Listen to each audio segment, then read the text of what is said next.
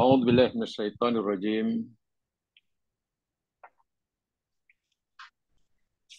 بسم الله الرحمن الرحيم. الحمد لله رب العالمين، وبه نستعين على أمور الدنيا والدين.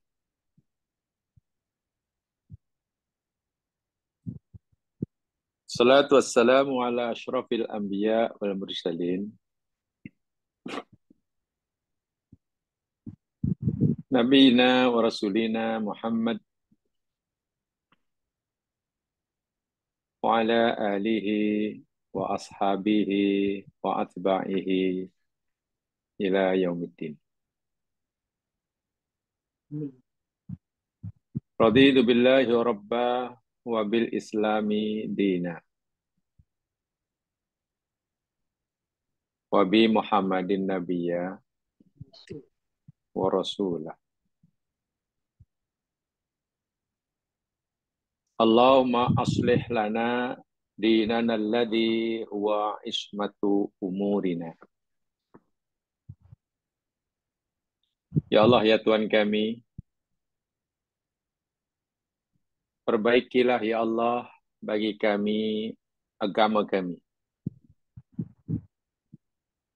yang ianya menjadi penjaga, pelindung, pemelihara segala urusan kami. Wa aslih lana dunyana allati fiha ma'ashuna. Perbaikilah ya Allah bagi kami dunia kami, yang ianya menjadi tempat kehidupan dan penghidupan kami. Wa aslih lana akhiratana allati fiha ma'aduna. Dan perbaikilah ya Allah bagi kami akhirat kami, tempat yang ianya akan menjadi tempat kembali kami kelak. Waj'alil hayata ziyadatan lana fi kulli khair. Dan jadikanlah ya Allah kehidupan kami di dunia ini sebagai peluang untuk kami menambahkan bekalan kebaikan. Waj'alil mauta rahatan lana min kulli syarr. Dan jadikanlah olehmu ya Allah akan kematian kami jika Engkau telah menghendaki sebagai masa untuk kami rehat dan berhenti daripada melakukan kejahatan. Allahumma amitna alal Islam wa amitna alal iman wahsyurna ma'a zumratil awliya'i wassalihin. Ya Allah, hidupkan kami dalam Islam, matikan kami dalam iman, dan bangkitkan kami kelak ya Allah bersama hamba-hambamu yang soleh dan yang beriman. Amin. Amin, amin. Para pendengar yang dirahmati Allah sekalian, sepatutnya tentu kita memanjatkan syukur kepada Allah, karena Allah bukan sekadar memberi kita ruang, kesempatan, waktu, tapi Allah juga ringankan anggota tubuh kita, buka hati kita untuk kita menggunakan segala nikmat, terutamanya nikmat kesehatan dan nikmat waktu, kita manfaatkan untuk menambah pengetahuan kita tentang ajaran Allah bagi kita. Kalaulah kesehatan, nikmat kesehatan, atau lebih tepat nikmat dunia, kesehatan, harta benda, tempat tinggal, kendaraan, wang ringgit, itu namanya nikmat dunia. Atau itu disebut sebagai rahmatun amah. Allah berikan pada siapa saja daripada hambanya yang dikendaki. Sama ada mukmin ke, kafir ke, syukur ke, kufur ke, mengakui Allah sebagai Tuhannya ke, memusuhi Allah ke, semua Allah berikan. Nikmat dunia. Sebagai bentuk perwujudan manifestasi daripada rahmah amah. Daripada sifat Allah Ar-Rahman. Daripada sifat Allah Rabbul Alamin. Semua ciptaannya dijaga oleh Allah, dipenuhi keperluannya, dicukupkan apa yang dikehendakinya. Sebab itu tak kira mukmin atau kafir, semua dapat nikmat dunia. Dapat nikmat sehat, boleh melihat, boleh bercakap, boleh mendengar, boleh jalan. Tetapi, bila bicara tentang nikmat akhirat atau rahmatun khosoh, rahmatun khosoh, rahmat Allah yang khusus, yang istimewa, itu hanya diberikan oleh Allah kepada mereka yang dipilih sahaja, yang dicintai sahaja. Apa contohnya? Rahmat yang khosoh. Ya. Rahmat khosoh yang Allah berikan pada mereka yang dipilih dan cintai saja. Umpamanya apa? Yang nikmat agama. Bila kita mampu melakukan suruhan Allah, kita mampu meninggalkan larangannya, kemampuan kita, keinginan kita untuk buat yang disuruh, tinggal yang ditegah, itu contoh nikmat akhirat. Itu contoh rahmatun khosoh. Dan hanya diberikan oleh Allah pada yang terpilih. Sebab itu orang yang mendapat rahmatun khosoh, pasti Allah cintai. Pasti Allah sayangi. Berbeza dengan orang yang dapat rahmatun amah. Sehat, kaya raya, boleh cakap, boleh melihat. Belum tentu Allah cinta orang itu. Kan itu rahmatun amah. Itu sesuai dengan sifat Allah Rabbul Alamin. Rabbul Alamin. Jadi beza antara orang yang dicintai oleh Allah dengan orang yang tak dicintai oleh Allah, itu letaknya pada rahmat, rezeki, nikmat apa yang Allah berikan pada orang itu. Karena kalau kita dari aspek dari segi nikmat atau rahmat amah, semua dapat. Mukmin, kafir, semua dapat. Semua dapat bernapas, semua dapat oksigen percuma, semua dapat menikmati manfaat matahari. Tak kiralah mukmin ke kafir ke, Fir'aun ke, Nabi Musa ke, semua dapat. Nabi Muhammad SAW ke, Abu Jahal dapat. Tapi bila orang itu mampu, mau, selesa buat yang disuruh, tinggal yang disegah. Mengkaji firman-firmannya. Menambahkan kefahamannya kepada ajarannya. Itu nikmat yang lebih besar nilainya daripada pertama. Karena itu rahmatun khosoh, dan hanya diberikan oleh pada yang dicintai. Dan nilainya jauh lebih besar daripada nikmat atau rahmat amah. Rahmat amah. Diberi rezeki yang banyak, itu rahmat amah. Ya. Lalu orang itu mampu menggunakan rezeki yang banyak tadi untuk menambahkan amalan. Untuk bantu orang ke, untuk memberikan dia sedekah ke, ia dapat nikmat yang kedua. Jadi nikmat atau rahmat khosoh. Ya, yang kedua itulah yang lebih patut. Dan itu yang Allah suruh kita mensyukurinya. Kenapa jemaah sekalian?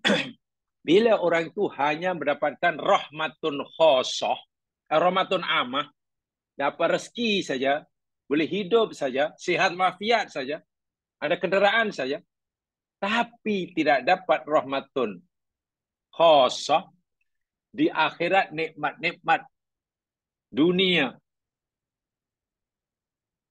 rahmat amah, itu akan menjadi bebanan. Itu akan menambahkan pertanggungjawaban. Itu akan menambahkan soalan-soalan kelak di alam kubur dan di akhirat. Bukan meringankan perjalanannya berjumpa Allah, tapi memberatkannya yang waliyadzubillah. Sementara nikmat atau rahmat khosoh, menambahkan ilmu, sanggup berbagi rezeki dengan orang lain, buat apa yang Allah suruh, tinggal apa yang Allah tegak, dan sebagainya. Ini bukan menjadi bebanan, tapi menjadi bekalan. Ia akan menolong kita di alam barzah dan di akhirat.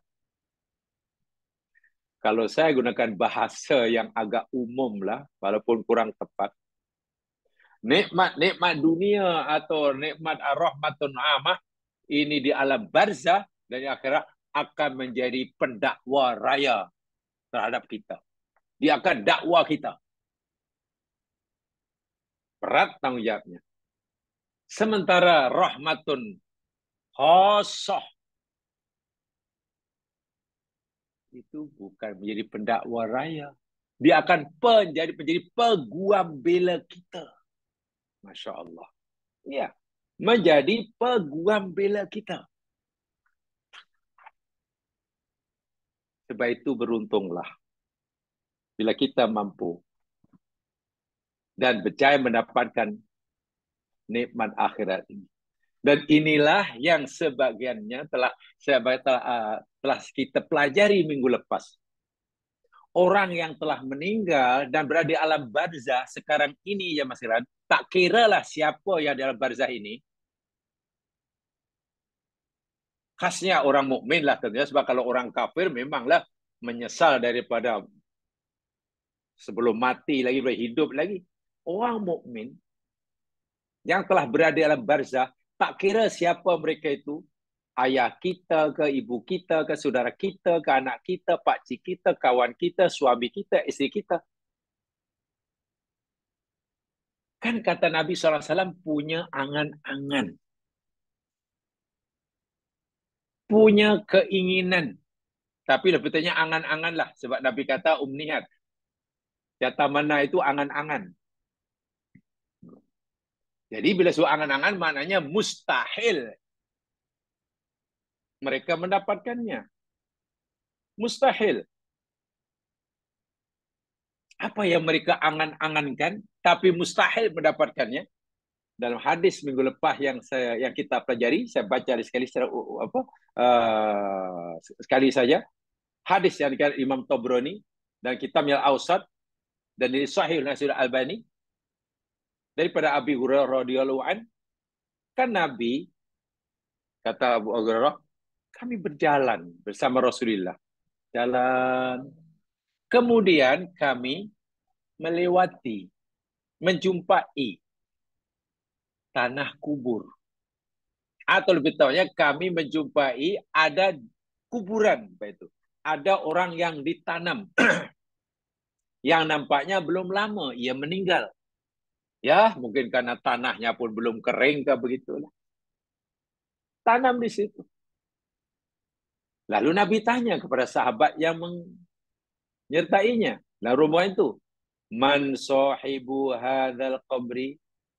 Wahai kamu sahabatku, siapa ya orang yang mati nampaknya belum lama dikubur ini? Siapa ni, kubur siapa ya? Nabi tanya begitu. Ada tak di antara kamu yang tahu ni kubur siapa ni ya? Nabi tanya. Faqalu, lalu ada sahabat yang mengetahui, oh, qabru fulan. Jadi itu fulan tu. Fulan si fulan si fulan. Kenal lah. Nama tak disebut di sini ya. Tapi sahabat tadi kenal. Rupanya Nabi nak beritahu kepada sahabatnya. Bukan nak beritahu pada orang yang dah mati. Yang masih hidup. Apa Nabi kata? Rok'atani ahabbu ila hadha min baqiyati dunyakum. Subhanallah. 2 rakaat, solat 2 rakaat, itu lebih disukai oleh orang yang ada dalam kubur ini daripada dunia kamu. Artinya, jika orang yang dalam kubur ini oleh Allah diberi pilihan lah, dan disuruh memilih salah satu dari pilihan itu, wahai hambaku, pilih satu di antara 2. Aku nak tawarkan pada kamu 2 benda. Dan kamu mesti pilih satu sahaja. Sekarang ini. Yang pertama, dunia dan isinya, sehingga kamu menjadi pemilik satu-satunya dunia dan isinya. Bukan hanya memiliki Petaling Jaya. Bukan hanya menjadi pemilik negeri Selangor. Bukan hanya sekarang menjadi pemilik Malaysia dan isinya. Pemilik dunia. Ya okeylah, planet bumi dan isinya. Itu milik kamu. Aku perintahkan pada kamu. Bukan buminya yang milik kamu. Penghuninya pun semua menjadi pekerja hamba abdi pada kamu. Atau kamu pilih yang kedua. Sekarang ini. Ya, ini aku beri peluang pada kamu untuk menggerakkan solat walaupun hanya 2 rakaat. Astagfirullahaladzim. Kata Nabi, orang yang dalam kubur itu, kalau diberi peluang pilihan untuk itu, pasti mereka memilih, ya Allah, berikan aku peluang, waktu untuk menggerakkan sholat, walaupun 2 rakaat. Artinya, dia lebih menyesal jika gagal mendapatkan peluang sholat 2 rakaat daripada kehilangan dunia dan isinya. Ini hadis sahih. Kenapa? Karena 2 dan isinya itu nikmat dunia. Itu rahmatun amah. Orang yang menerima belum tentu dicintai oleh Allah. Sementara orang yang berjalankan sholat 2 rakaat, maknanya ia dapat rahmatun khosoh. Pasti Allah suka dia. Pemahaman seperti ini, atau orang boleh memahami seperti itu, bahwa nilai solat 2 rakaat itu lebih baik, lebih dia sukai daripada dunia isinya itu, baru dapat difahami oleh mereka yang sudah di alam kubur masalahnya. Jadi too late. Memang untuk orang yang dalam kubur terlambatlah.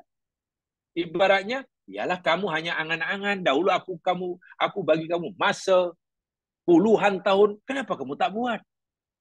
Kenapa apa yang aku suruh kamu tak buat? Hanya karena sunat. Yang wajib pun kadang-kadang tinggal. Apa yang sunat? Jangankan yang sunat, yang wajib pun kadang-kadang kamu tinggal. Solat wajib ke, puasa wajib ke, sedekah wajib ke, wajib. Walhan nilainya. Menyesal tak sudah mereka dalam kubur. Tapi ingat, Nabi beritahu hadis ini bukan nak memberi manfaat kepada yang telah mati, tapi nak memberikan pengajaran pada yang masih hidup. Seakan-akan Nabi bersabda, kepada yang hidup. Wahai sahabatku, janganlah kamu nanti menyesal tak sudah berpanjangan bila kamu dah mati. Menyesal bukan karena gagal mencapai cita-cita menjadi pemimpin negara, menyesal karena gagal meraih cita-cita, karena gagal menjadi orang kaya, gagal punya itu, bukan. Itu tidak membuat kamu menyesal. Dan buat kamu kecewa, yakni kamu melepaskan peluang untuk menambahkan amalan. Ini yang saya tekankan untuk peringatan bagi saya sini. Jadi itu ajar pada si hidup. Orang mati hanya inginkan masa, ya okeylah dalam 2-3 minit ialah. Ya Allah, boleh tak aku bagi peluang, ya Allah. 2-3 minit pun jadilah. Untuk apa? Nak solat 2 rakaat. Tengok. Sekarang peluang yang berikan kita bukan 2 minit. Masih berhari-hari, berminggu-minggu, berbulan-bulan, bertahun-tahun. InsyaAllah. Ini mustahak sekali untuk kita renungkan bagi kita yang masih hidup. Sebab itu mengabaikan peluang, kesempatan untuk menambah bekalan. Itu sebuah perkataan yang sangat-sangat merugikan. Sangat-sangat merugikan. Nih, jadi jelas sekali. Orang mati berangan-angan untuk hidup semula. Dan diberi kebenaran untuk sholat walaupun hanya 2 rakaat. Tapi lagi-lagi, ini hanya angan-angan. Ya, hanya angan-angan. Dan realiti bahwa 2 rakaat itu lebih baik pada dunia dan isinya, itu baru nampak kelihatan jelas, terang-terang jelasnya bila orang sudah di alam barzah. Di dunia mungkin ramai yang tak nampak pun. Kalau aku disuruh pilih lah, suruh buat 2 rakaat, solat 2 rakaat, atau dibagi kereta, walaupun kita kancil, ya pilih kancil lah. Tengok. Masa hidup, mesti pilih kancil. Okey, pilih satu yang dua. Ini kereta kancil, pilih ini, tapi kamu tak perlu solat 2 rakaat, atau kamu solat 2 rakaat, tapi tak dapat kancil. Kita yakin, ramai yang nak kancil. Itu baru kancil. Sebab kita belum nampak perbezaan nilai kereta kancil dan solat 2 rakaat sekarang. Perbezaan terlalu besar, baru kita nampak sejelas-jelasnya bila dah masuk alam barzah. Masalahnya waktu itu sudah lepas peluang. Itulah apa saja amal soleh yang masih mau solat ke, mau puasa ke, mau sedekah ke, mau mengaji ke, mau belajar. Itu adalah jauh lebih baik pada dunia dan isinya. Apa sebab? Karena dunia isinya itu rahmatun amah, semua orang dibagi oleh Allah, sementara yang solat, buat yang disuruh, tinggal yang ditegah, menambahkan ilmu, mengkaji firman-firman Allah, mendalami agama Islam dan sebagainya, itu rahmatun khosoh. Baik, saya tunjukkan ayatnya ya. Kalau tadi hadis Nabi, sekarang saya tunjukkan ayatnya. Dan ini benar-benar jelas dan nyata kepada kita. Penyesalan yang tak sudah akan dirasai oleh orang yang dahulu melepaskan begitu saja peluang untuk buat baik. Peluang untuk buat yang disuruh. Peluang untuk tinggal yang ditegah. Walaupun yang disuruh itu hanya sunat, tapi dilepaskan begitu saja. Karena tak nampak nilainya yang sangat besar di sisi Allah. Orang tidak akan menyesal tak sudah. Belum pun masuk alam barzah sudah menyesal. Ketika ia berada di ambang kematian, ia menyesal tak sudah. Coba jamaah lihat. Firman Allah Subhanahu wa ta'ala Di dalam surah Al-Munafiqun. Ayat 10 dan 11. Coba lihat ya, buka Al-Qur'annya. Surah Al-Munafiqun. Ini dalil daripada Al-Quran. Yang kita baca tadi, hadis Nabi SAW. Surah Al-Munafiqun, surah yang ke-63. Ayat 10 dan 11.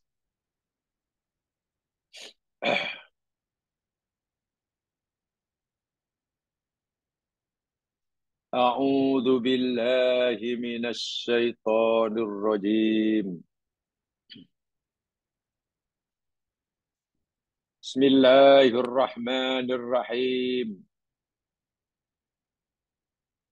Wa anfiqu mimma razaqnakum min qabli an ya'tiya hadakumul maut. Wa yaqula rabbi laula akhartani ila ajalin qarib. Fa asaddaqa wa akum minas salihin. Walan yuakhirallahu nafsan idza jaa ajaluha. Wallahu khabirum bima ta'malun. Yang bermaksud, ayat ini ditujukan pada orang mukmin ya, bukan pada orang kafir. Pada orang mukmin. Ya, orang seperti kita. Wa anfiku, dan infakkan olehmu, nafkahkan olehmu, belanjakan rezeki yang aku berikan pada kamu. Anfiku mimma razaqnakum, sebagian dari rezeki yang kami berikan pada kamu. Masya Allah. Allah kata, wahai orang mukmin, infakkanlah sebagian rezeki kami yang kami berikan pada kamu. Harta benda, kesehatan, jawatan, ilmu, idea, semua itu adalah rezeki milik Allah. Itu Allah yang punya. Lalu Allah berikan pada kita untuk kita manfaatkan. Bukan untuk kita miliki. Harta benda milik Allah. Allah berikan pada kita. Bukan untuk kita miliki. Pemiliknya tetap Allah. Allah tak pernah potong nama.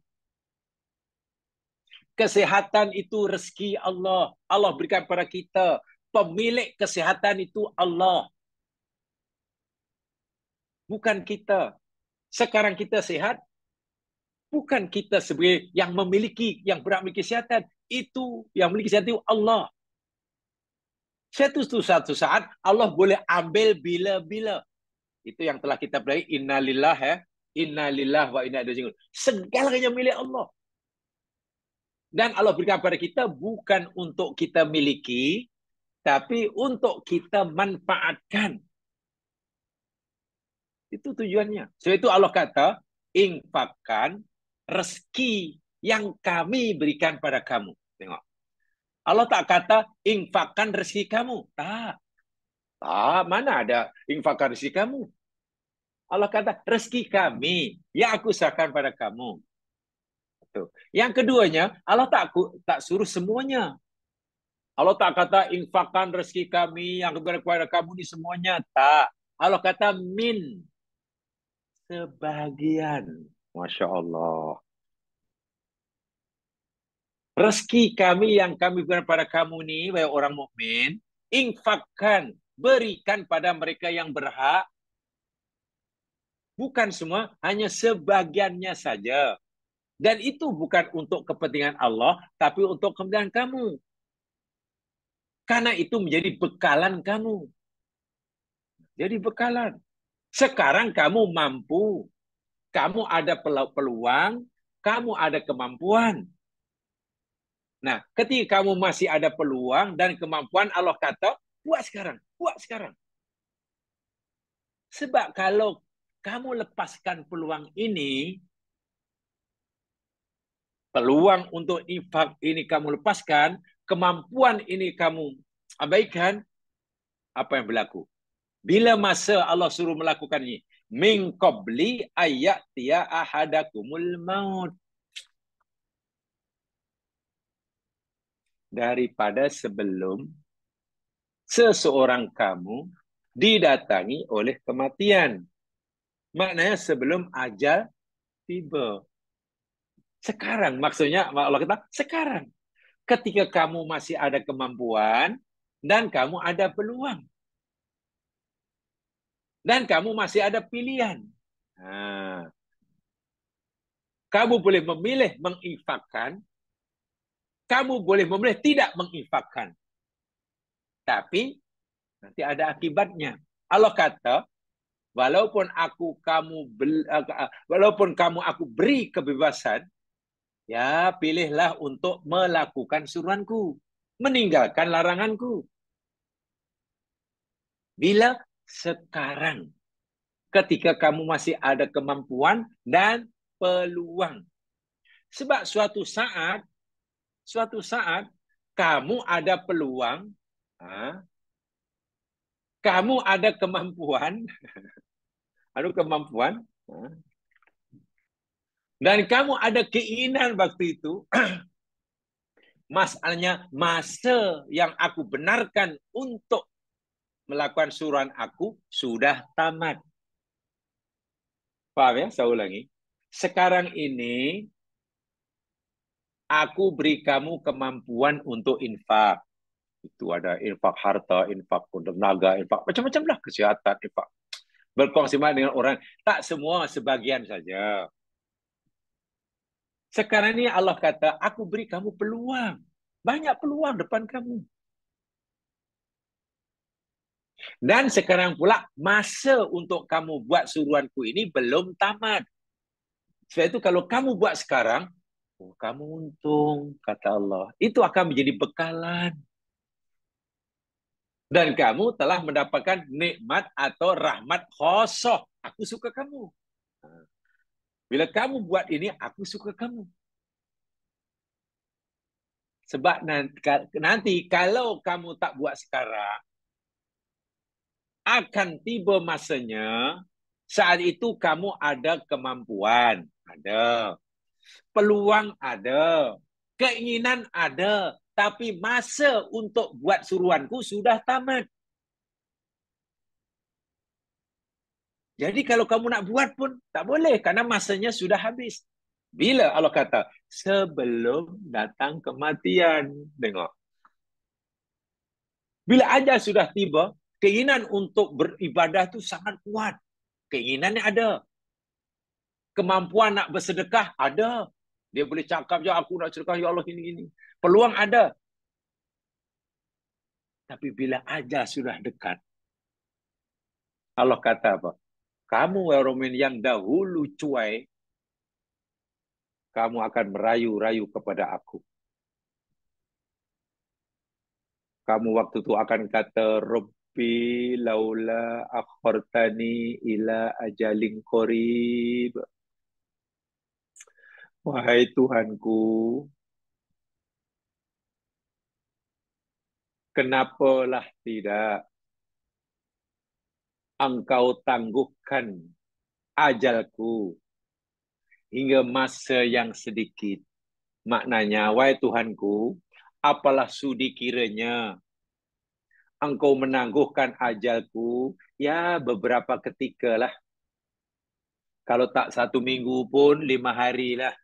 Kalau tak boleh 5 hari, 3 hari lah. Kalau 3 hari, 1 hari lah. Kalau sehari pun tak boleh, ya Allah bagilah setengah hari. Kalau dari setengah hari, okeylah 3 jam. Tak boleh kalau tak boleh 1 jam, 1 minit saja. Merayu-rayu ini orang. Tawar-menawar dengan Allah. Sementara waktu itu, Malakul Maut sudah mulai menarik, memisahkan roh dan jiwanya daripada badannya. Dia tidak boleh menghalang, menghentikan kerja Malakul Maut.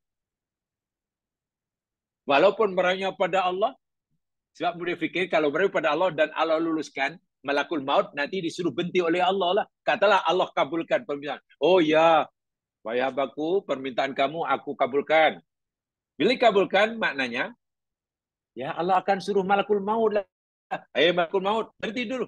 Berhenti dulu. Jangan kamu cabut nyawa orang hambaku ini. Tunggu 2 minit lagi. Sebab itu merahnya pada Allah karena dia tahu. Mati, hidup, aja, cepat, lambat. Itu di tangan Allah, bukan di tangan malakul maut. Malakul maut hanya petugas. Tengok. Yang diminta bukan setahun. Bukan sebulan. Bukan seminggu. Qorib. Qorib. Tengok. Untuk apa itu? Nih. Fa'as-soddaqah. Ya Allah, aku akan bersedekah. Tengok. Keinginan untuk bersedekah ada. Kemampuan untuk bersedekah pun ada karena hartanya banyak. Peluang untuk bersedekah pun ada karena ramai orang yang perlu dibantu. Masya Allah. Makna kedua, Pak Sodako, aku ingin membenarkan perintahmu, ya Allah. Dahulu kamu perintah aku solat. Nabimu beritahu aku ni solat 2 rakaat lebih baik. Aku nak solat dahulu, ya Allah. Tengok, keinginan ada, peluang ada. Masalahnya, masa untuk melakukan suruhan Allah ini sudah tamat. Sudah tamat. Wa aku minas solihin, dan aku nak jadi orang soleh. Allahu Akbar. Ini adalah bekalan. Apakah Allah layan? Sedangkan ia punya keinginan yang kuat. Masa sihat tak ada keinginan. Kemampuan ada, pulang ada, tapi keinginan tak ada. Sekarang keinginan ada. Kemampuan pun masih ada. Peluang pun ada. Tapi adakah Allah kabulkan? Tidak. Jawapannya, walan yuakhirallahu nafsan idza jaa ajaluha. Allahu Akbar. Walan, dan tidak sekali-kali. Dan tidak sekali-kali Allah menangguhkan nafsan akan satu diri. Idza jaa, apabila telah datang ajaluha, ajalnya. Tempoh tamat dah tiba, tak boleh ditangguh. Expiry date-nya dah tiba, tak boleh tambah walaupun sesaat. Permintaannya cantik, dia minta nak beramal, minta peluang untuk beramal, ada keinginan, ada kemampuan, tapi gagal. Pasal apa? Masa untuk dia berbuat baik, masa untuk dia menambahkan bekalan dah habis. Ibaratnya pelajar-pelajar di bilik periksaan SPM bagi masa 2,5 jam, leka je. Leka. Ada 20 soalan, leka, baru dah berjaya menjawab 5 itu pun belum tahu semuanya, leka lah, main-main. Sekali dia sudah berada di minit terakhir, tunggu aja lah countdown, ini 60 saat, 50 saat, 40, 10, 5 saat, ting, pamannya. Bunyikan lonceng, semua pelajar mesti serahkan kertas jawapan. Tak boleh tidak? Boleh tak tambah satu? Tidak boleh. Budak ini merayu-rayu, tolong cikgu, tambah lagi lah, 1 minit pun jadilah. Lalu saya kata, tidak boleh. Tengok. Mungkin keinginan untuk menjawab yang belum terjawab ada. Kemampuan nak menjawab mungkin ada. Masalahnya masa yang diberikan untuk menjawab dah tamat. Menyesalnya pasti tak sudah. Itu baru pelajar SPM. Kalau katalah tahun itu dia fail, dia bolehlah ulang tahun depan. Tapi perkara ini berlaku bagi orang saat kematiannya. Dan ingin tambahan masa bukan nak menjawab peperiksaan, bukan nak menyelesaikan kerja-kerja di pejabat, bukan karena nak melihat rumah yang dibina yang belum siap. Minta tambahan masa karena ingin melihat cucunya bertunang, umpamanya. Atau ingin tambah masa karena ingin menghabiskan tiket yang sudah ditempahnya untuk melancong. Bukan itu yang dia minta tambah masa, bukan untuk itu. Kalau ikut hadis Nabi tadi, di atas tadi, dia hanya ingin salat 2 rakaat. Allahu Akbar walillahil hamd. Puluhan tahun, puluhan bulan diberi peluang untuk salat tak mau. Untuk buat amal baik tak nak. Untuk mengkaji Al-Quran tak nak. Las-las tengok minta. Dan Allah jawab dengan tegas, lan. Lan itu mana tidak akan, mana tidak mungkin. Dan inilah kerugian, penyesalan yang tak sudah. Jadi yang punya cita-cita ini bukan orang yang hidup saja. Orang yang nak mati, orang dah mati pun punya cita-cita. Tapi cita-citanya berbeza lah. Yang hidup mungkin cita-citanya tercapai. Ya, mungkin tercapai. Dan mungkin tidak. Ini contoh cita-cita orang dah mati jamaah sekalian, walaupun harapannya itu baik, dan yang punya cita itu baik, itu pun tidak ada peluang untuk mencapainya. Karena dah mati. Apalagi orang yang rugi macam ini. Tidak ada apa-apa. Dan ini kemudian ditegaskan oleh Allah Subhanahu wa taala jemaah sekalian. Mari kita lihat ayat yang lain. Coba jemaah lihat surah Asy-Syu'ara sekarang. Ya. Surah Asy-Syu'ara.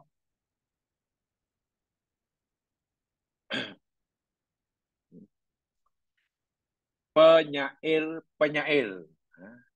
Syu'ara maknanya penyair-penyair. Ya, ini surah yang ke-26. Ayat 205.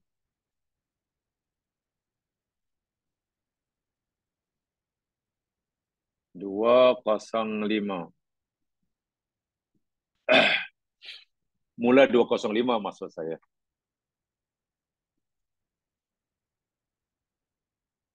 Sudah ya? Ayat surah 26 mula ayat 205. A'udzu billahi minasyaitonir rajim. Perhatikan betul-betul. Afara'aita immata'tahum sinin. Afara'aita, maka apakah yang kamu telah lihat? Atau sudahkah engkau melihat, memperhatikan? Nah, ini Rasulullah lah. Itu makna pertama. Makna kedua, afara'aita, apa pendapatmu, wahai Muhammad? Muhammad, apa pendapatmu? Apa fikiranmu kamu? Nih, tentang dia orang nih. Orang-orang kafir, umatmu yang kufur nih. In mata'tahum sinin. In jika mata'nahum. Kami beri mereka kesenangan. Bukan sebulan dua, bukan seminggu dua, tapi sinin. Beberapa tahun. Muhammad, tolong perhatikan umat kamu yang kufur itu. Dan menurut kamu, apa pendapatmu tentang mereka? Jika mereka itu kami beri mata itu kesenangan hidup. Sehat, tak pernah sakit, senang, tak pernah susah, kaya, tak pernah miskin, untung, tak pernah rugi, berjaya, tak pernah gagal. Semua cita-citanya tercapai. Bayangkan. Senang lenang, beberapa tahun. Tsumma ja'ahum ma kanu yu'adun.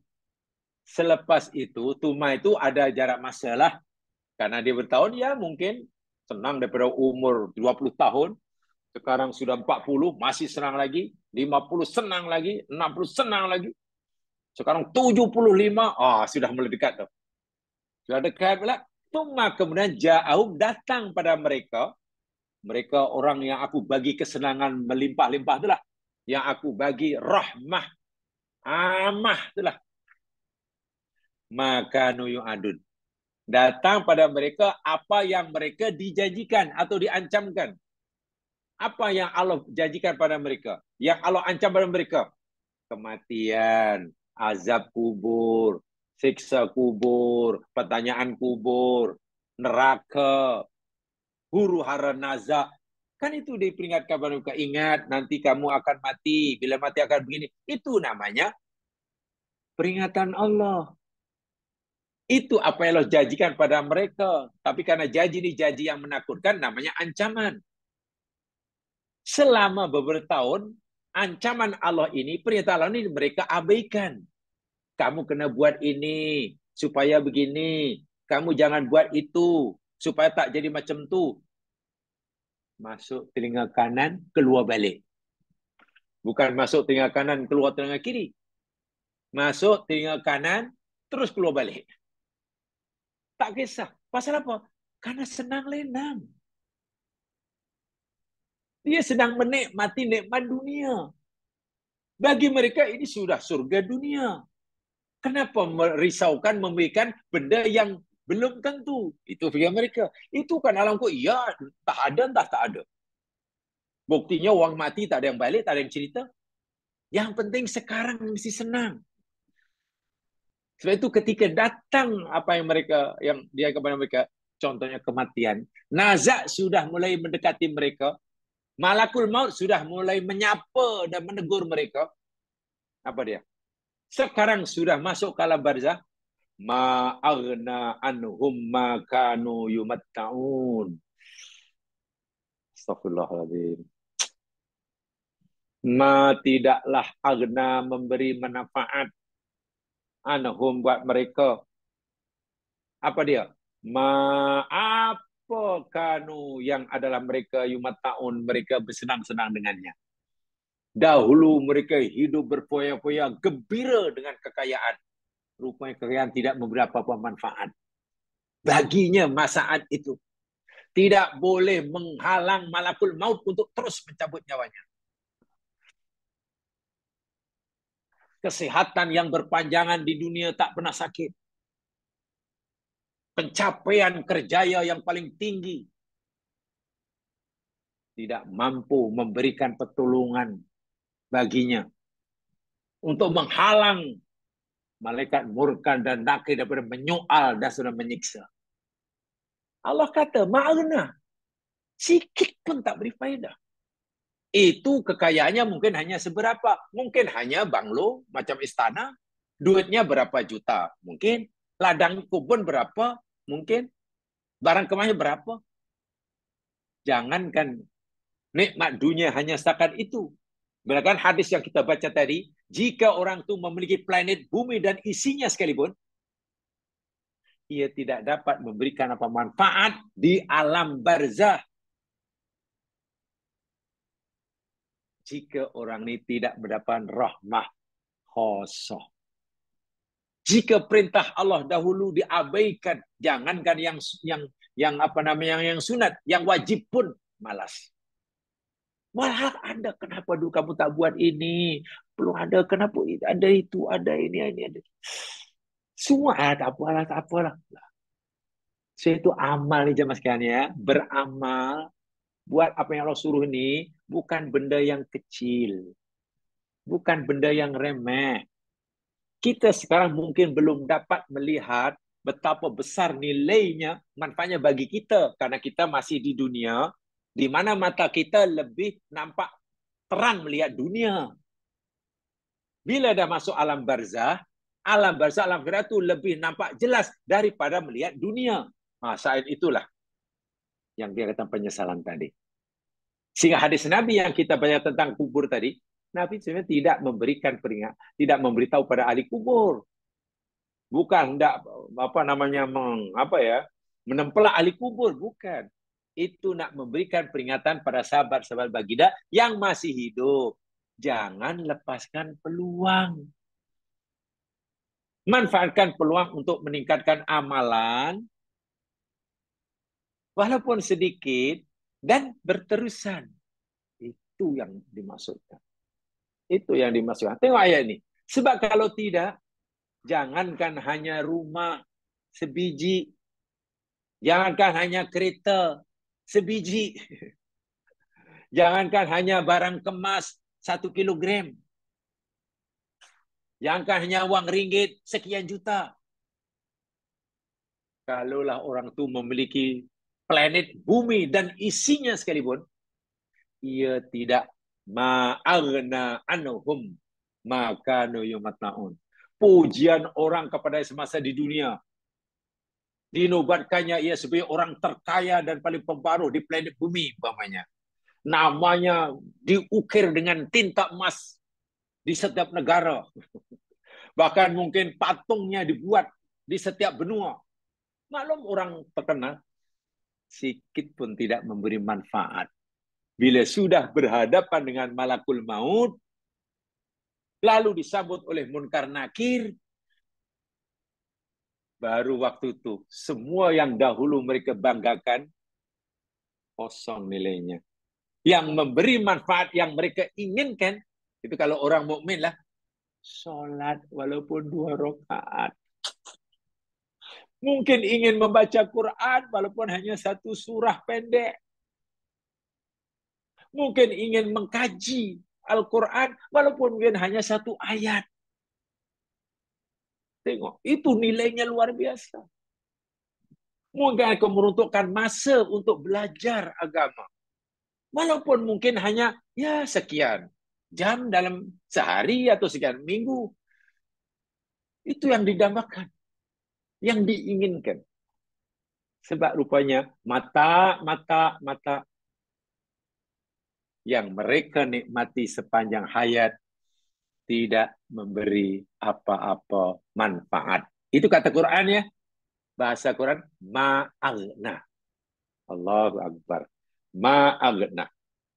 Tidak memberi apa-apa manfaat atau faedah. Jadi jelas ya. Surah Al-Munafikun tadi kita rangkaikan dengan surah Asra sebagai penjelasan hadis Nabi yang kita baca tadi, yang minggu lepas juga saya telah sampaikan. Ini bermakna jemaah sekalian, ya, ada satu ucapan para ulama tentang perkara ini. Orang-orang ulama salafus soleh berkata begini, idza mata banu Adam lakiyathu musibatani. Apabila anak Adam itu meninggal. Apabila anak Adam itu mati.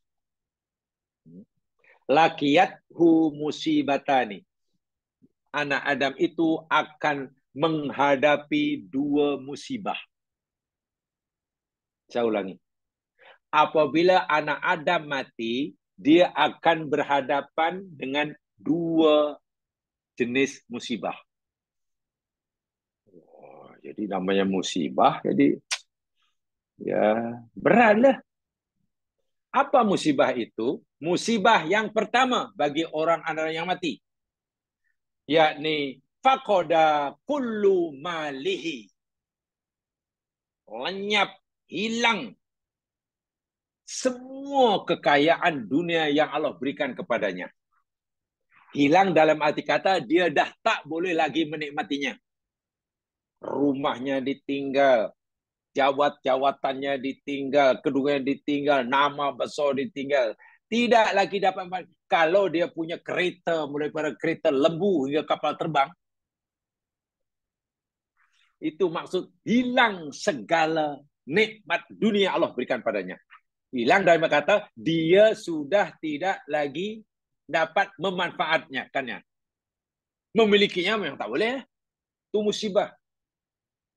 Itu musibah. Kenapa musibah baginya? Ya, jamaah sekalian, ia akan menjadi musibah jika ketika ia hidup, ia bergantung harap kepada rezeki tadi, pada harta tadi.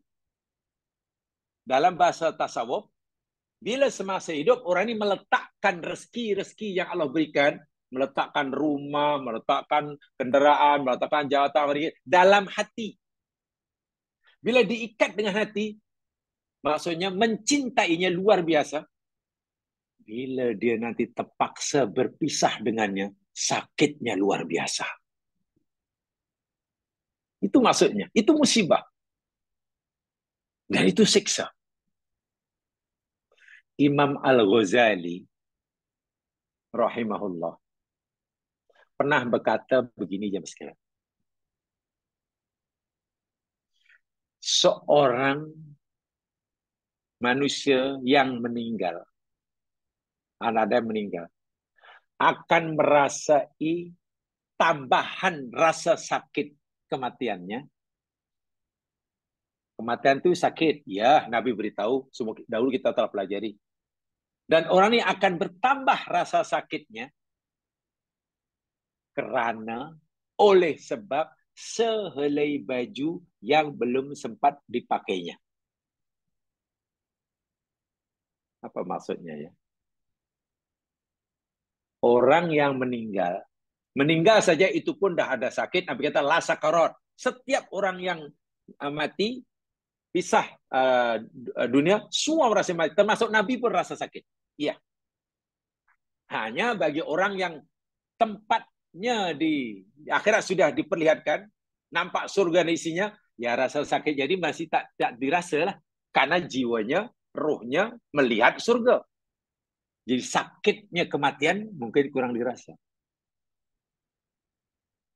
Imam Ghazali kata, seorang anak Adam semasa matinya akan merasakan tambahan rasa sakit oleh sebab sehelai baju yang belum sempat dipakainya. Maksudnya, katalah kita punya baju, beli baju yang cantik bagi kita. Dan baju yang baru kita beli, yang kita sangat suka dengan harga mahal ini, memang kita persiapkan khas, sediakan khas untuk majlis. Majlis bulan depan. Karena majlis-majlis yang paling grand sekali. Oh, grand sekali lah. Memang yang bukan majlis biasa-biasa. Tentulah kita akan berpenampilan yang grand juga lah. Seperti layaknya majlis-majlis yang berkelas. Dan orang sudah boleh membayangkan. Macam akan pakai baju itu, pakai itu. Kan lain rasanya memakai baju yang kita masih sukai atau paling sukai dengan memakai baju yang kita dah kurang sukai. Pakai aja lah. Pasti rasa jiwa lain. Memakai baju yang sangat disukai, wah, gembiranya pasti lebih. Dan ia membayangkan, oh, saya baju itu. Saya akan puas nanti. Tapi tak boleh pakai sekarang. Karena baju itu dipersiapkan khas untuk menerima majlis bulan depan. Simpan, rawat, rapi. Tapi hati ingin sekali, ingin sekali. Jadi baju itu bukan hanya berada di almari baju. Bukan hanya di almari baju saja. Tapi baju itu sebenarnya letaknya, gambarnya sudah ada dalam otaknya, sudah dalam hatinya. Terbayang aja. Saya suka ketika minta maaf kata kita, saudara kita belum sempat memakainya. Kita hanya mungkin suka, belum seorang tiba-tiba kita berpisah dengan baju tadi. Maksudnya kita menemui ajal.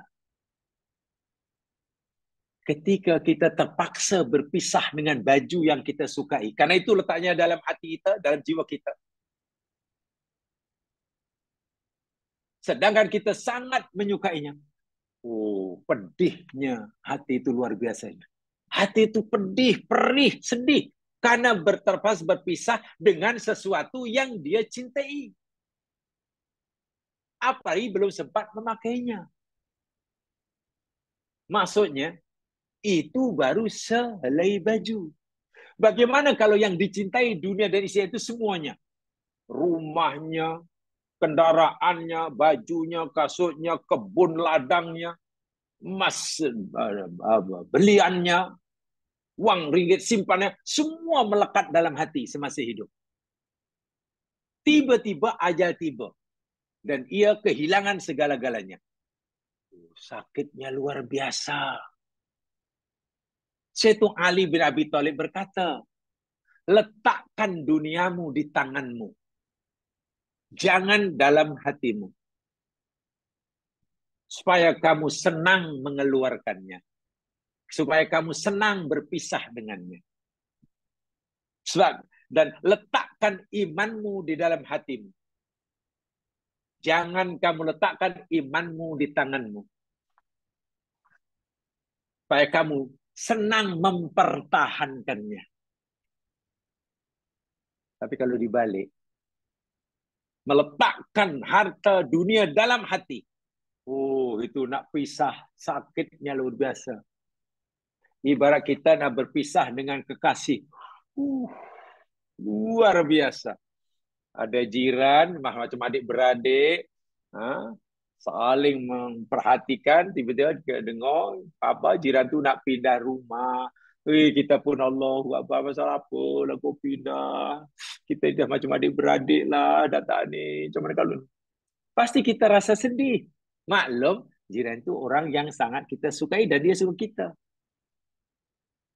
Lain halnya jika telah kita ada jiran, minta maaf, jiran itu pula selalu menzalimi kita.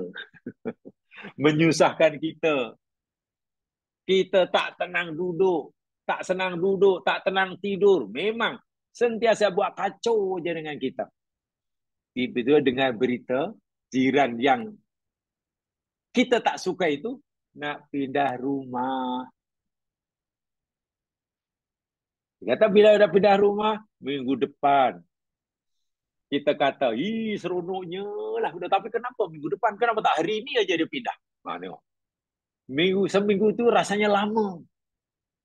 Nak pisah dengan orang yang benar yang tidak disukai, seminggu lagi sangat lama. Kalau boleh hari ini ya, kalau dia biar pasti saya lega. Nah, tengok. Tapi kalau pisah dengan orang yang dicintai, bila nak pindah ni, ni apa 6 bulan lagi. Cepatnya. 6 bulan dia kata cepat.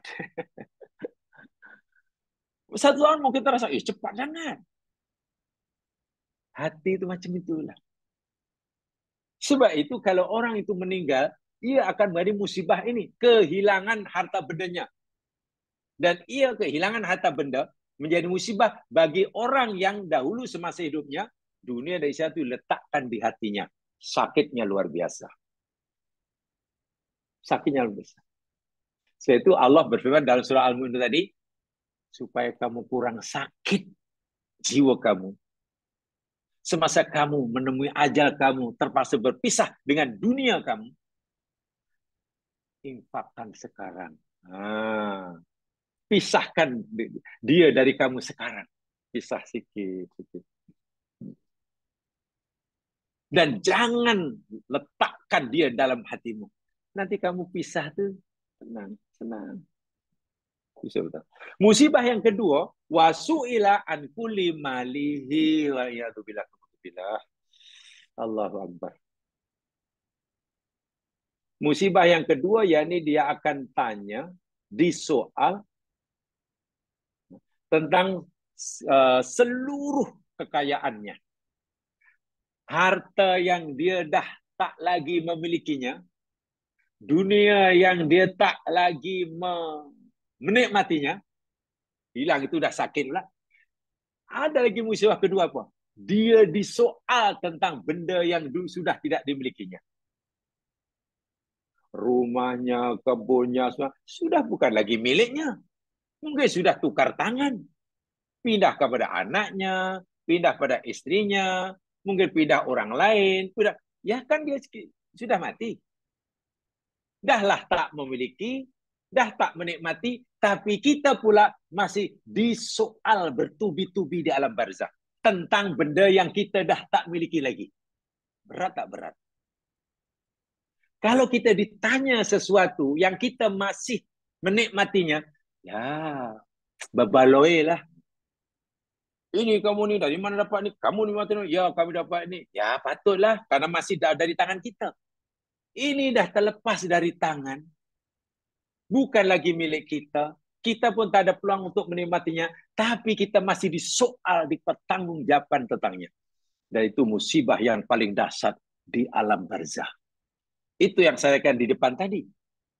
Orang yang hanya mendapatkan nikmat dunia, rahmatun amah, tapi tidak mendapatkan rahmatun khosoh, dunia itu akan menjadi bebanan. Akan menambahkan bebanan. Akan menjadi pendakwa raya. Kita didakwa macam mana? Pasal aku. Ya, terduduklah uang tu.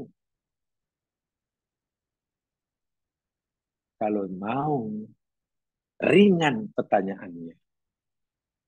Kalau kita ingin, tidak berat pertanggungjawabannya. Ya, kita mesti berusaha, kita mesti bersedia menerima nikmat rahmat khosoh daripada Allah. Bila Allah bagi ruang dan peluang kemampuan untuk buat melakukan perintahnya, peluang dan ruang untuk tinggal larangannya, ya kita lakukan. Jangan tangguh-tangguh.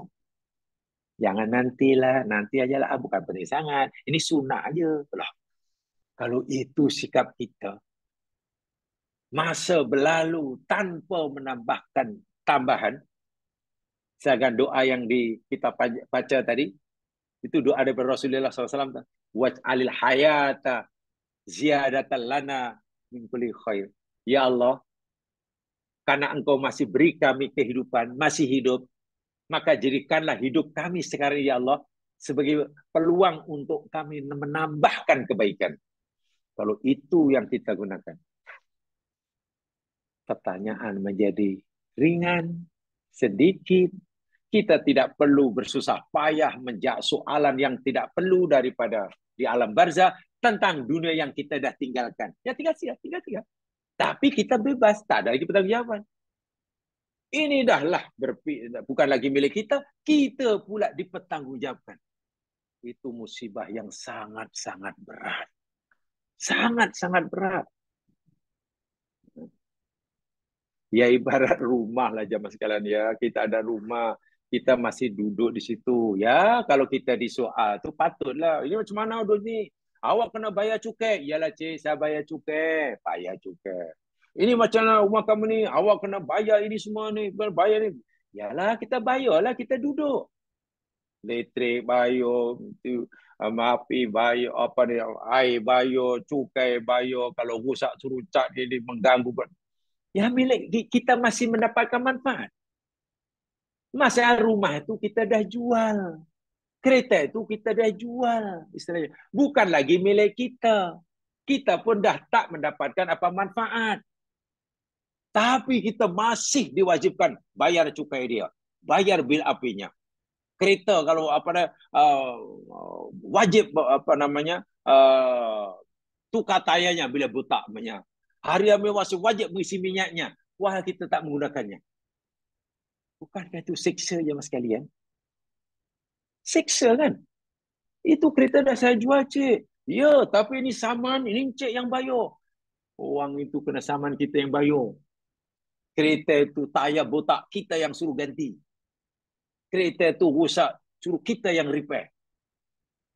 Bil elektrik, bil api beribu-ribu, kita yang suruh bayar. Wah kita dah bukan pemiliknya. Kalau itu yang berlaku itu pun kita dah rasa, sengsaranya lah hidup. Pasti kita kata, sengsara. Ya betul sengsara. Tapi ada yang lebih sengsara. Dan ini dinyata oleh agama kita. Bila orang mati, ia mesti mempertanggungjawabkan semua kekayaannya di dunia yang sekarang sudah bukan lagi miliknya. Yang sekarang dia sudah tidak lagi dapat memanfaatnya. Tapi dia bertanggung jawab sepenuhnya. Soalan ini. Allahu Akbar walillahilhamd. Patutlah kata Allah dalam surah Asy-Syu'ara tadi. Bila sudah tiba ajalnya, kesenangan, kenikmatan yang mereka rasa di dunia ini tidak memberi apa manfaat sedikit pun, sedikit pun. Itulah puncanya satu aja, saudara sekalian. Puncanya satu. Kembali pada ayat yang kita pelajari. Apa puncanya? Dahulu semasa diberi peluang dan ruang untuk menambahkan amal, bekalan, dia tak nak. Itu saja. Masa berlalu begitu saja tanpa menambahkan bekalan.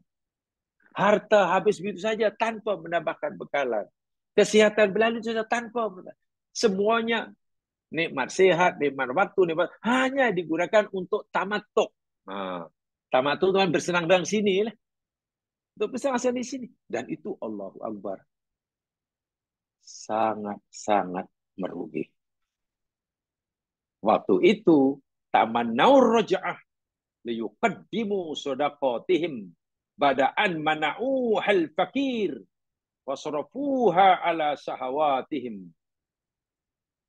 Saat itu si mayit punya angan-angan, bukan cita-cita, angan-angan yang sangat kuat untuk kembali ke dunia kalau boleh. Tapi namanya angan-angan, ya ditolak Allah, dikata kalla, kalla, kalla, lan. Nak buat itu, buat ini, buat ini. Sehingga ya Allah menjawab dengan senang saja lah. Kenapa lah baru sekarang kamu nak minta itu? Dulu kamu bagi macam-macam pun kamu tak gunakan. Macam itu lah ibaratnya. Sekarang kamu dah kehilangan baru nak minta. Dalikal huwal khusranul mubin. Itulah jamaah sekalian. Kerugian, penyesalan yang paling dahsyat. Yang paling besar. Tidak ada kesusahan yang lebih dahsyat daripada itu. Jadi saya sangat tertarik dengan rumusan yang diberikan oleh ulama tadi. Dia kata, idza mata ibnu Adam laqiyathu musibatan. Apabila anak Adam itu meninggal, dia akan berhadapan dengan dua jenis musibah. Bencana, sekaligus siksa. Musibah pertama, ia kehilangan segala nikmat dunia. Dia bukan lagi pemiliknya, dia tak ada peluang untuk menikmatinya. Dan itu menyakitkan khasnya bagi mereka yang dahulu meletakkan dunia di sini dalam hatinya. Mencintainya di sini. Begitu pisah, pisah dengan kekasih itu luar biasa sakitnya. Setelah itu, saya ulangi sekali, Ali kata, jangan letakkan duniamu di hatimu. Letakkan di tangan. Supaya mudah keluar. Bila kamu letak di tangan, nanti pisah, kamu tak rasa apa-apa. Tapi kalau kamu ikat dalam hati, wah, nak menguraikan, nak melepaskan ikatan dengan jiwa itu, bukan main susah. Sehingga ia tersiksa karena dunianya. Dunia tidak lagi mampu memberikan kebahagiaan, tapi dia malah menjadi alat, digunakan Allah untuk sebagai alat untuk menyiksa orang ini. Dan itu dirasai olehnya baru sadar ketika sakatul maut dan seterusnya. Dan yang paling lebih dahsyat yang kedua tadi, dahlah kehilangan dunia dan sakit, dia masih dipertanggungjawabkan. Bak kata orang rumah sudah dijual 10-20 tahun lepas, sampai sekarang masih wajib bayar cukai, bayar itu, bayar income tax-nya, bayar bil-nya. Takkan menderita sepanjang hayat. Ibaratnya macam itulah. Wa'alaikumsalam. Alhamdulillah. Itu kita mohon pada Allah Subhanahu Wa Taala agar benar-benar tak kata Umar dahulu kafa bil mauti wa'izon yang kita telah pelajari panjang lebar dahulu sebelum puasa bersiri-siri itu. Bagi yang ikut semenjak dululah. Memadailah, mencukupilah kematian itu sebagai penasihat. Kan itu yang dulu kita pelajari bersiri-siri.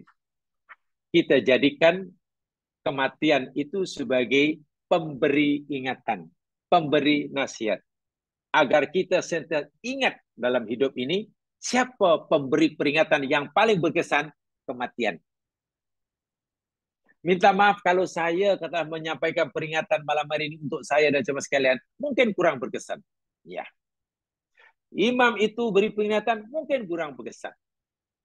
Tapi kalau orang ingat mati, mati adalah pemberi peringatan yang paling tepat dan paling berkesan. Syaratnya, peringatan yang diberikan oleh peristiwa kematian itu, kita menerima dengan hati yang terbuka, hati yang lama. Iya ya. Kalau orang pikir mati, ya orang itu mati. Dahulu begini, ini sekarang Allah Akbar.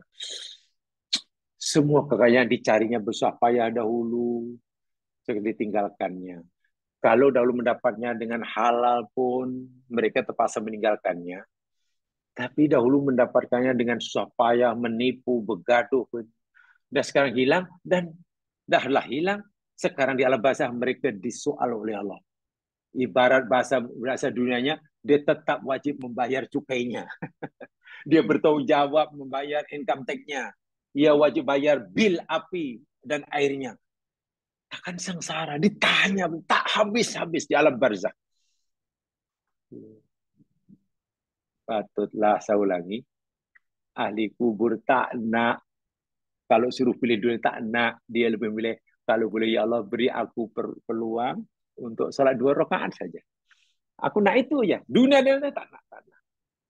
Karena mereka sudah nampak nilai salat ibadah 2 rakaat, beramal 2 rakaat, berbalik dunia isinya, perbezaan nilainya sangat-sangat ketara di alam barzah bagi penghuninya.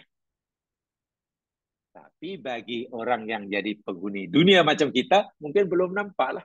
Tapi berusaha kita untuk nampak, bukan dengan mata kepala, tapi dengan kefahaman dan dengan mata hati. Insya Allah kita, Allah, iya. Kita melihat dengan mata hati ya. Untuk mata hati kita celik, kita kena faham. Sebab kalau tak ada kefahaman, hati ini tak celik. Mata hati tak celik. Tetap blur, kabur. Untuk dapat kefahaman situ, ya mesti belajarlah. Mesti belajar. Tidak mungkin orang tak mau belajar, kemudian ingin paham, tak mungkin. Tidak mungkin. Sebab itu ayat pertama, wahyu pertama turun kepada Nabi, apa dia? Iqra. Wahyu pertama turun bukan solatlah, bukan. Wiridlah, bukan. Pergi haji, bukan. Tapi Iqra. Iqra itu kan proses belajar. Menghilangkan kejahilan. Menghilangkan kebodohan. Menambahkan pengetahuan. Itu kan Iqra. Itu firman Allah pertama pada Nabi.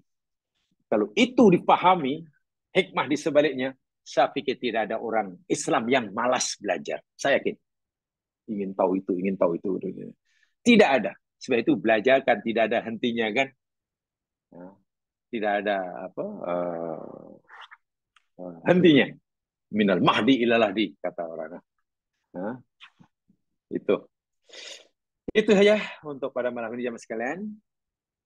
Mudah-mudahan memberikan peringatan bagi saya secara pribadi, karena memang tujuan utama saya itu untuk diri sendiri, dan alhamdulillah jika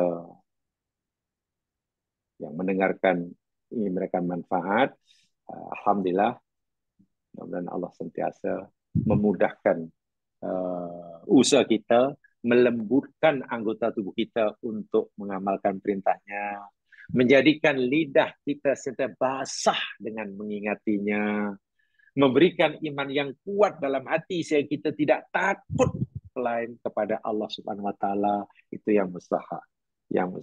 Kalau hati sudah kuat imannya sehingga kita tak ada rasa takut kecuali pada Allah, tidak mengharap kecuali pada Allah, bila lidah sudah selalu basah dengan ingat Allah, zikrullah maksudnya, bila tangan, kaki, pinggang semua sudah lembut, mudah untuk melakukan amal soleh, itu dah nikmat yang luar biasa lah.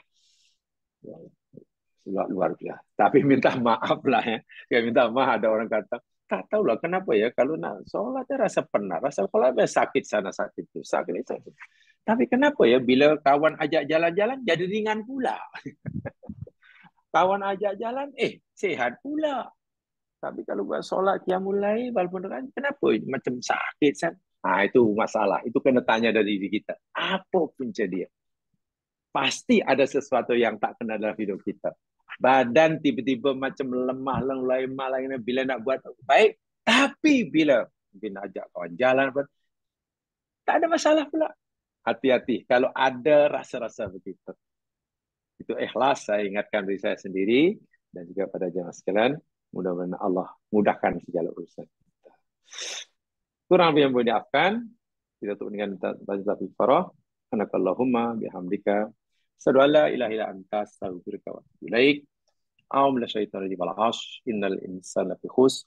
Illa alladziina aamanu wa 'amilus shalihat. Tawassaw bil haqq wa tawassaw bis sabr. Assalamualaikum warahmatullahi wabarakatuh.